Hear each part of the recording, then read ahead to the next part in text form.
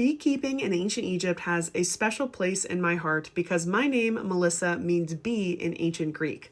And in ancient Egyptian, my name would have been Bit, which is the word for bee. So, how the heck did the ancient Egyptians do beekeeping?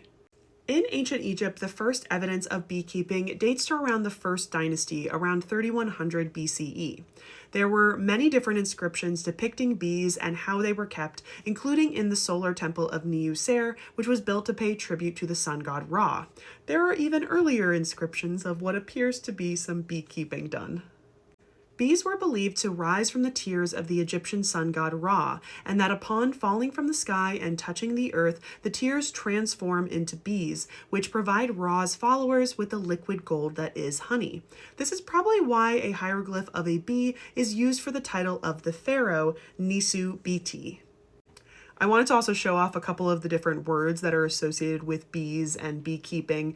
And one of the interesting things that I've always found is while something could sound exactly the same, so for instance, again, here is bee, which is bit in ancient Egyptian, you also have the word here for honey.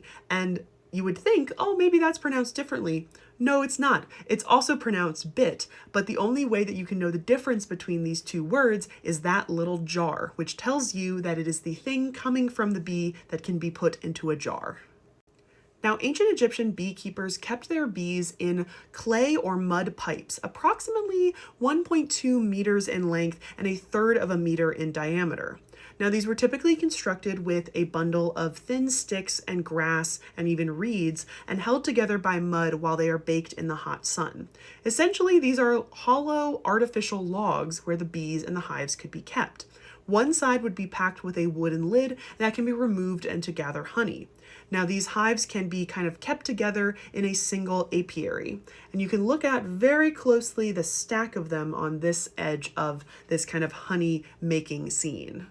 Surprising no one, this is still how beekeeping is done in Egypt and other parts of Africa to this day. They use these model hollow logs to keep their bees. And you can see things like this that actually have the little lid on one side and the bees would be going in on the other side. So there are certain practices that are going on in Egypt that were going on since ancient times. Now, looking back up at this gentleman right here, you'll actually notice that he is blowing smoke into all of the hives, which is just like it is done today to kind of quiet the bees. And this is just something showing you that things that are done in the past are still done today in the exact same way.